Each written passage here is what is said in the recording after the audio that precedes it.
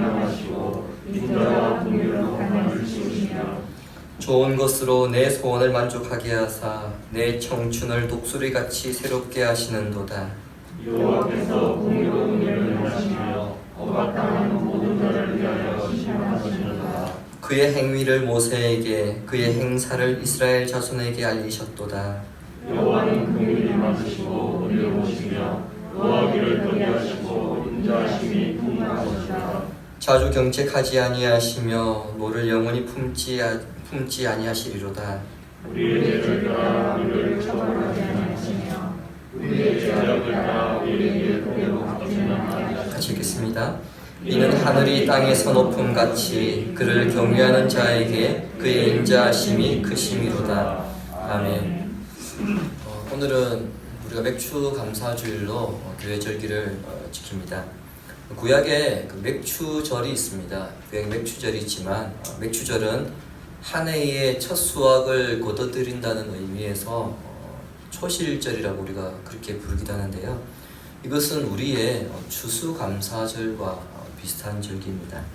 따라서 맥추감사주일은 엄밀하게 정확하게 이야기하자면 성경에 있는 절기는 아니고요. 한국 교회가 지키는 절기입니다. 한국 교회가 이 절기를 지켰던 것은 이제 보릿고개를 무사히 넘기고 새로운 농사를 시작하며 하나님께 감사의 예배를 드리는 것에서 이 절기가 시작되었습니다. 그러나 오늘날 한국 교회는 맥추감사주일을 추수감사주일에 비해서는 좀 조용히 넘어가는 경향이 많습니다. 오늘날 우리가 살고 있는 사회는 정부화 사회이고 보릿고개와 같은 당장 끼니 걱정을 하는 그런 시대가 아니다 보니 맥추감사주일의 의미가 예전보다 많이 퇴색된 것이 사실입니다. 반면에 오늘날은 이제 추수감사주일이 교회적으로 좀 더 강조되고 있는데 추수감사주일은 미국적 영향이 큽니다. 여러분 미국의 추수감사주일이 언제인지 아시죠? 미국의 추수감사주일은 11월 넷째 주 목요일에 지키게 되었습니다. 그래서 한국 교회는 추수감사주일을 11월 셋째 주일에 고정적으로 지키고 있습니다. 이것은 미국 선교사님들의 그 영향을 받아서 우리가 11월 셋째 주에 추수감사주일로 계속 지키고 있는 것이죠. 이런 의미에서 볼 때에 추수감사주일보다는 맥추감사주일이 한국적 상황에 더 맞게 제정된 절기라 그렇게 볼 수 있습니다. 그럼에도 불구하고 우리의 현실과 동떨어진 추수감사주일을 굉장히 중요하게 우리가 여기면서 보내고 있는 것은 좀 아쉬움이 있지 않나 싶습니다. 정작 우리 상황에 더 잘 맞게 제정된 그 절기를 소홀히 하고 있는 것은 분명히 아쉬움이 있습니다. 앞서 말씀드린 대로 오늘날 우리 사회는 농경사회에서 산업사회를 거쳐서 정부화 사회를 살고 있습니다. 따라서 맥추감사주일의 의미도 단순히 보릿고개를 넘긴 것에 대한 감사가 아니라 상반기를 돌아보면서 하나님께 감사하는 시간으로 보내야 합니다. 자, 그렇다면 우리가 무엇을 감사해야 하는가? 본문을 통해서 감사의 제목들을 발견할 수 있습니다. 시편 103편은 여러분이 지금 가지고 있는 성경 표제에 보시면 다윗의 시라고 그렇게 되어 있습니다. 다윗이 불렀던 노래라고 그렇게 추정하는데 이 시는 바벨론 포로로 끌려갔던 이스라엘 백성들이 그들의 지난날을 돌아보며 현실에 처한 자신의 상황 속에서 하나님께 감사하며 불렀던 노래입니다. 시인은 이 103편에서 두 가지 차원에서 감사의 이유를 노래하고 있습니다. 1절부터 5절까지는 개인적인 차원에서 무엇이 감사한가 그 이유를 밝히고 있고요. 다음으로 6절부터 이제 11절까지를 통해서 공동체 차원에서 무엇을 감사해야 하는가 그것에 대해서 이유를 밝히고 있습니다. 이 두 가지 이유 가운데 먼저 개인적인 차원에서 감사의 이유를 좀 살펴보고자 합니다. 시인은 1절과 2절에서 여호와를 찬양할 것을 3번이나 반복해서 말하고 있습니다. 이것은 여호와를 찬양해야 하는 그 당위성을 강조한 것인데 그렇다면 무엇을 찬양해야 하는가입니다. 2절에서는 그의 모든 은택이다. 그의 모든 은택을 찬양해야 한다. 그렇게 밝히고 있습니다. 여기서 이 시를 읽는 사람들은 고민할 수밖에 없죠. 그의 모든 은택이라고 할 때에 그 은택이 무엇을 가리키는가 하는 점입니다. 물론 우리가 살아가면서 하나님께서 우리에게 베풀어 주신 일반적인 은혜, 일반적인 은총이라고 생각해도 크게 무리가 없습니다. 우리가 이제 그럴 때가 있죠. 제가 지난 6개월간 우리가 하나님께 받은 감사가 무엇인가 좀 돌아왔으면 좋겠다. 제가 지난주에 광고 때 말씀을 드렸고요. 또 수요 주 성경 공부 시간에도 그렇게 말씀을 드렸습니다.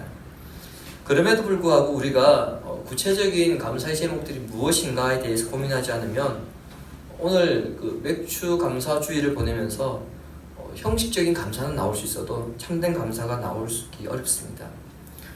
본문의 시인은 여호와께서 나에게 주신 모든 은택으로 인해 내가 여호와를 찬양할 것이라 그렇게 말하면서 그 은택에 대해서 구체적인 사건을 떠올리고 있습니다. 그것이 3절부터 5절까지의 말씀입니다. 무엇입니까? 하나님께서 나의 죄를 용서하시고 내가 병들었을 때에 나의 병을 고쳐주셨으며 내가 파멸당한 상황에 처했을 때에 하나님께서 내 인생을 구원하시고 그리고 나에게 인자와 긍휼을 베푸시며 온갖 좋은 것으로 나의 소원을 만족시켜 주셔서 언제나 젊고 건강한 삶을 살게 한 것이 감사합니다. 이 이유를 밝혔습니다. 그것이 너무 감사해서 하나님께 이 감사의 찬송을 올려드릴 수밖에 없다는 거죠. 그러니까 구체적인 제목 없이 모든 은혜에 감사합니다 퉁치듯 그렇게 하나님께 감사한 것이 아니라는 겁니다. 우리가 그럴 때가 많습니다. 한 주간 하나님께 받은 은혜가 무엇입니까? 받은 감사가 무엇입니까? 그렇게 이야기했을 때에 다 감사하지요. 그렇게 이야기합니다. 물론 여러분 다 감사합니다. 그러나 그 다 감사합니다, 모든 것이 감사합니다 할 때에 그 모든 것 안에 정말 무엇이 들어있는가, 그것에 대해서 우리가 진지한 고민 없이 그냥 포괄적으로 감사합니다 그렇게 말할 때가 많더라는 겁니다. 이 시인은 곰곰이 생각해 보았더니 이것도 감사하고 저것도 감사하더라는 겁니다.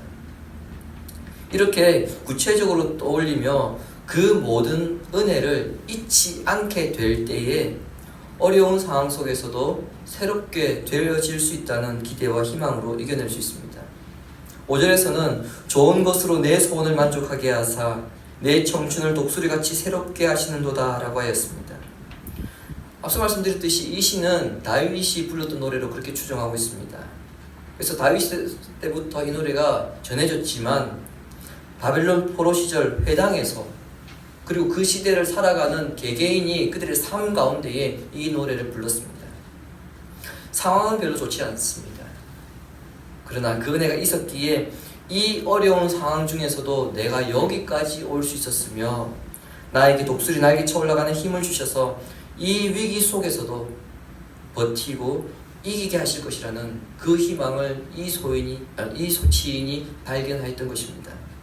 주님이 사랑하신 성도 여러분, 2020년 1월 1일 새해를 시작하면서 마음에 크고 작은 소망이 있었을 줄 압니다.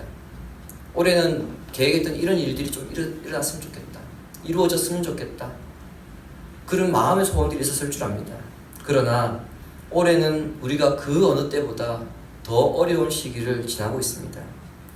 코로나19라는 전 세계 의학과 과학을 동원해도 대체할 수 없는 질병으로 인해서 우리의 육체와 경제 그리고 우리 사회가 극심한 고난 가운데 있습니다.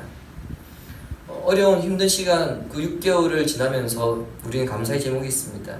그 제목들 여러분 결코 잊지 마시고 하반기에는 여러분의 소원을 만족해 하사 좋은 것으로 채우시며 독수리가 창공을 향해 힘차게 날아오르듯이 육체적으로, 정신적으로, 영적으로 완전히 새로워지는 성도가 되시기를 주님의 이름으로 축원합니다. 오늘 아침에 저는 저희 애들과 아침에 이제 주일학교 예배를 드렸죠. 저희 애들에게도 물었습니다. 지난 6개월간 너희들에게 감사의 제목이 무엇인가? 그래서 애들이 대답을 하도록 하나하나씩 구체적으로 물어봤습니다. 여러분들도 마찬가지 오늘 가정에서든 아니면 개인적으로 내가 지난 6개월간 은혜가 무엇이었는가 하나씩 떠올려 보십시오. 그러면은 오늘 이 맥주 감사 주일의 이 의미가 여러분에게 더 은혜스럽게 다가올 것입니다. 다음으로 살펴볼 것은 시인이 노래하고 있는 공동체 차원의 감사 이유입니다. 6절부터 10절까지 시인은 하나님께서 자신의 그 예배 공동체에 베풀어 주신 은혜에 대해서 노래하고 있습니다. 첫 번째 은혜는 6절과 7절을 통해 나타나고 있는데, 압박당하는 자들을 위해서 하나님께서 의와 공평을 행하셨다는 것입니다. 공의로운 일을 행하셨다는 것은, 이것은 여러분 추상적인 개념이 아니고요, 구체적으로 어려운 사람들을 도와주는 행동입니다. 특히 압박당하는 자들을 대신하여서 그들을 변호하시며 그리고 구원하는 일인데, 시인은 그 옛날 출애굽 사건을 떠올리면서 하나님께서 동일하게 오늘 우리의 공동체에도 그러한 일을 행하셨음을 노래하고 있는 것입니다. 바로의 학정 아래 고된 노동과 그리고 학대로 신음하고 있을 때에 하나님께서 모세를 통하여서 그들을 건져주셨는데, 이스라엘 역사 가운데 여러분 이와 같은 일들이 반복되었습니다. 이스라엘이 공동체가 어려울 때마다 하나님께서 시대마다 하나님의 사람들을 보내셔서 그들을 지켜주셨습니다. 이스라엘 역사 가운데서 왕이나 지도층들의 불의로 인해서 백성들이 어려움에 처했을 때, 신음하고 있을 때에 하나님은 선지자를 보내셔서 그들의 부당한 행위를 책망하심으로써 그 땅에 공의가 흐르도록 하셨습니다. 오늘 주보 보시기 바랍니다. 미가서 6장 8절과 9절입니다. 우리 함께 읽을까요? 사람아, 주께서 선한 것이 무엇임을 내게 보이셨나니 여호와께서 내게 구하시는 것은 오직 정의를 행하며 사랑하며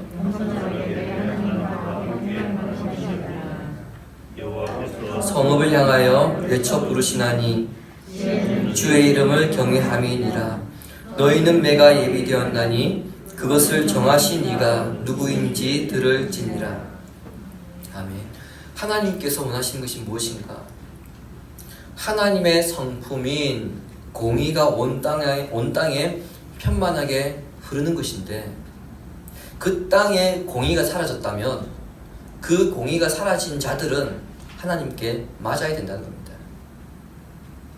이처럼 하나님께서는 율법을 통해 그 땅 안에서 살아가는 백성들이 공의로운 세상에서 살게 하셨고, 또 주변 민족들로부터 공격을 받아서 그들이 압제당하고 있을 때에는 이스라엘을 대신하여 여호와께서 싸우심으로 그 백성들을 보호하셨습니다. 여러분, 이스라엘 백성들은 바벨론 포로 생활 중에 그들은 성전이 없었습니다. 그들은 회당에서 예배를 모일 때마다 과거 역사를 되돌아보면서 공의를 행하신 것에 대한 감사와 지금 이 상황 속에서도 여호와 하나님께서 공의로움을 허락하셔서 구원해 주실 것을 기대하고 있는 것입니다. 시인이 노래하는 그 공동체 차원에서 두 번째 감사의 이유는 8절부터 11절까지 나타나고 있는데, 하나님께서 이스라엘을 불쌍히 여기시는 그 은혜를 노래하고 있습니다. 앞에서 보았던 하나님께서 이스라엘이 위기에 처해 있을 때에 공의를 행하시며 보호하셨던 것은 여러분 결코 이스라엘이 의로웠기 때문이 아닙니다. 오히려 이스라엘은 어떻게 했습니까? 그들 역사 속에서 꾸준히 변함없이 하나님의 뜻을 알면서도 반역하는 행동을 서슴지 않았습니다. 그럼에도 불구하고 하나님께서 그때마다 그 죄를 갚지 않으시고 하나님의 인자와 긍휼로 용서하신 것을 이 시인이 노래하고 있는 것입니다. 특히 6절부터 11절까지의 말씀은 이스라엘 역사에서 결코 잊을 수 없는 사건으로 출애굽기 32장부터 34장까지의 금송아지 사건을 배경으로 하고 있습니다. 모세가 시내산에서 하나님과 만나고 그리고 그곳에서 두 돌판을 받고 있을 때 모세가 하도 산에서 내려오지 않으니까 백성들이 아론을 선동하여서 아론으로 하여금 금송아지를 만들게 합니다. 그리고 그 만들어진 금송아지 앞에서 서로 번제를 드리고 그리고 잔치를 벌였을 때에 하나님께서 그 모습을 보시고 그들을 하나도 남김없이 다 진멸하겠다고 그렇게 단언하셨죠. 그때를 모세가 어떻게 했습니까? 하나님께 손이 발이 되도록 빌었습니다. 하나님께서 애굽에서 구원하신 이 백성 하나님 한 분만 살려주십시오. 그 모세의 간구를 하나님께서 받아들이셔서 그들을 용서하기로 결단하시면서 하신 말씀입니다. 출애굽기 34장 6절 7절 보시기 바랍니다. 여호와께서 그의 앞으로 지나시며 선포하시되 여호와라 여호와라 자비롭고 은혜롭고 노하기를 더디하고 인자와 진실이 많은 하나님이라. 인자를 천대까지 베풀며 악과 과실과 죄를 용서하리라. 그러나 벌을 면제하지는 아니하고 아버지 악행을 자손 3, 4대까지 보응하리라. 아멘. 여러분 구약 성경을 쭉 읽어 가시다 보면은 본문 8절의 말씀, 여호와는 자비롭고 은혜롭고 노하기를 더디하시고 인자와 진실이 많은 하나님이다. 이런 구절이 자주 반복되어 나온 것을 여러분 보실 수 있습니다. 시편이나 특별히 뒤에 선지서를 읽다 보시면 이런 구절이 굉장히 자주 많이 반복되어 나옵니다. 근데 여러분 시편의 그 저자들이든 아니면 선지서의 그 선지자들이든 그들이 본문 8절 말씀을 이야기할 때는 한결같이 그들은 출애굽기 32장에서 34장 금송아지 사건을 염두하고 이 이야기를 하고 있는 것입니다. 즉 이스라엘이 죄로 인해 하나님의 책망을 받아야 할 때에 그들은 이 구절을 노래하면서 하나님의 자비하심을 간구했던 것입니다. 우리 하나님 그런 분이시잖아요. 우리 하나님 그런 분이시지 않습니까? 그 하나님께서 그 옛날 우리 조상들을 용서해 주셨듯이 오늘 우리의 죄도 용서해 주십시오. 그 하나님 성품에 기대어서 회개하고 있는 것입니다. 우리가 예배 전에 임례송을 불렀습니다. 주의 인자는 끝이 없고, 우리가 매주 불렀던 임례송인데요. 여러분 이 임례송은 예레미야애가 3장 22절 23절 말씀입니다. 남유다가 멸망하기 직전 예레미야 선지자가 눈물로 이 백성을 하나님 용서해달라고 구한 시입니다. 우리가 예배 전에 이 찬양을 임례송으로 부르는 것도요, 일주일 동안 우리가 죄 가운데 살았기 때문에 도저히 우리는 하나님 앞에 나올 수 없는 자들이지만 하나님의 인자하심과 성실하심 우리에게 베푸셔서 우리를 죄로부터 구하시고 정결케 하셔서 다시금 그 거룩하신 하나님 앞에 우리를 세워달라고 하는 그런 간구에서 우리가 이 임례송을 부르고 있는 것입니다. 예레미야 선지자 역시 마찬가지, 그가 이 노래를 할 때에 그는 그 오래전 바로 금송아지 사건을 떠올리면서 하나님 다시 우리에게 자비를 긍휼을 베풀어 주십시오, 그렇게 간구했던 것입니다. 우리가 하나님 말씀대로 살지 못해 범죄하였으나 우리 모든 죄에 대해서 일일이 다 갚지 않으시고 이웃치고 회개하기만 하면 용서하신다고 하신 것이 바로 감사의 제목인 것입니다. 그렇게 본다면 여러분, 우리 지난 6개월 한번 돌아보십시오.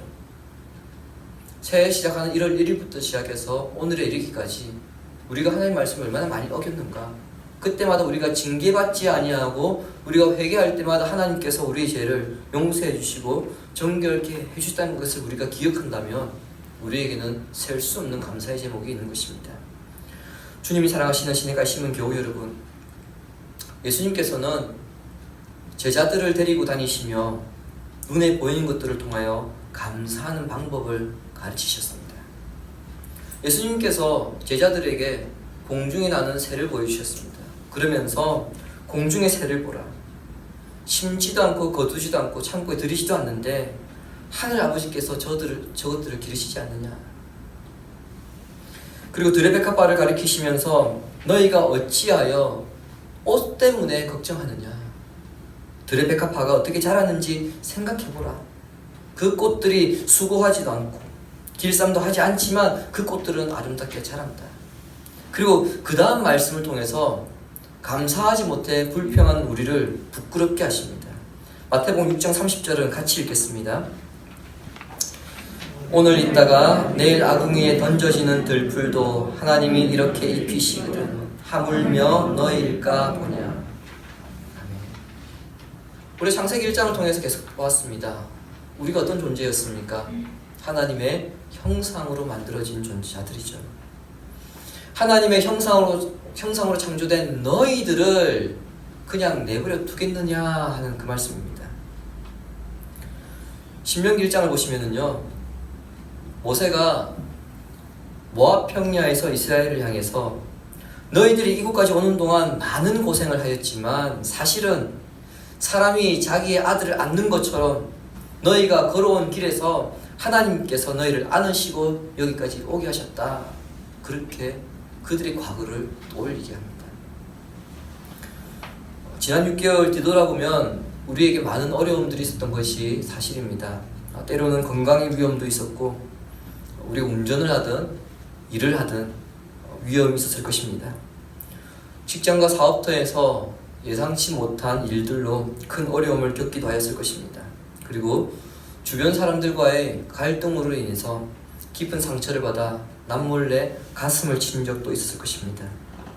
우리 교회 또한 교회 개척을 시작하면서 함께 참여하기로 했다가 이런저런 이유로 동참하지 못하는 분들이 생기면서 때로는 마음의 동요가 있기도 하였고, 또 교회가 노예에 가입한 그 순간에도 쉽지 않은 일들이 있었으며, 첫 예배를 드리자마자 코로나가 확산되는 바람에 온라인 예배로 대체하는 등 교회가 처음 자리를 잡아가는 과정에서도 많은 어려움들이 있었습니다.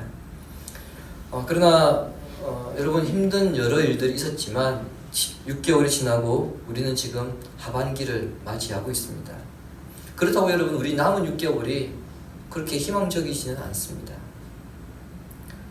그러나 지금까지 견디게 하신 것처럼 앞으로도 때를 따라 돕는 은혜를 베푸시며 우리로 하여금 견디게 하실 것입니다. 우리가 믿는 하나님은 인자하시고 성실하시기 때문입니다.